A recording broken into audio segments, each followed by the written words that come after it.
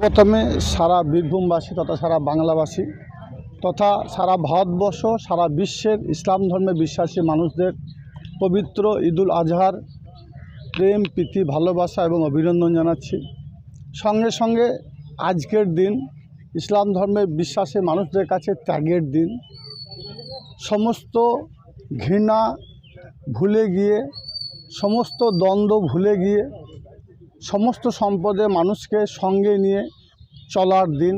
স্বভাবতই সারা বাংলার হিন্দু মুসলমান শিখ খ্রিস্টান ইসাই, সারা ভারতবর্ষের হিন্দু মুসলমান শিখ খ্রিস্টান ইসাই সমস্ত সম্প্রদায়ের মানুষের কাছে আজকের এই বিশেষ দিনে অনুরোধ করব, আজকের পর থেকে বাংলার যে কৃষ্টি, বাংলার যে কালচার, বাংলার যে সম্প্রীতি, সেই সম্প্রীতিকে অক্ষুণ্ণ রাখতে আমরা আমাদের মনের মধ্যে যে ঘৃণা, মনের মধ্যে যে বিতৃষ্ণা, যে বিদ্বেষ ছিল আজকের দিনে সেগুলোকে ত্যাগ করে আগামী দিন থেকে আমরা সকলে নতুনভাবে চলা শুরু করব এবং আমাদের মধ্যে যে সম্প্রীতি যে ছিল সে সম্প্রীতিও থাকে।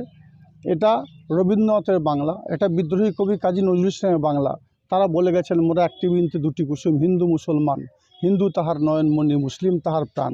এই বিষয়টা আমরা আজকের দিনের পর থেকে সকলকে লক্ষ্য রেখে মান্যতা দিয়ে চলার চেষ্টা করব। এটাই হোক আজকের দিনে আমাদের অঙ্গীকার। নতুন আইন কার্যকর। দেখুন, আজকেও আমাদের এই যে পবিত্র ঈদুল আজহার দিনে আমাদের ইমাম সাহেব আলোচনা করছিলেন আমাদের এই গ্রামের কয়েক হাজার ইসলাম দরদি, ইসলাম ধর্মে বিশ্বাসী মানুষদের সামনে। আমাদের দিন দুনিয়ার যিনি নবী হযরত মুহাম্মদ সাল্লাল্লাহু সাল্লাম, তিনি দুম্বা কুরবানি দিয়েছেন, বকরি কুরবানি দিয়েছেন, অর্থাৎ ছাগল কুরবানি দিয়েছেন, উট কুরবানি দিয়েছেন। কোনো সময়ের জন্য তিনি গরু কুরবানি দেননি। অর্থাৎ গরু কুরবানি দিতে হবে এটা কত মানা নেই। কুরবানি দিন, যে কোনো ছাগল হোক, বকরি হোক, ভেড়া হোক, কুরবানি দেওয়াটা বড় কথা নয়। বড় কথা হচ্ছে মনের মধ্যে যে পশু আছে, আমাদের মনের মধ্যে যে অশুভ শক্তি আছে, মনের মধ্যে যে ঘৃণা আছে অপরের প্রতি, মনের মধ্যে অপরের প্রতি যে বিদ্বেষ আছে, সেইগুলো কুরবানি দেওয়ার দিন। সর্বতই একটা পশু কুরবানি দিলাম কি না দিলাম সেটা আমাদের কাছে বড় ম্যাটার নয়।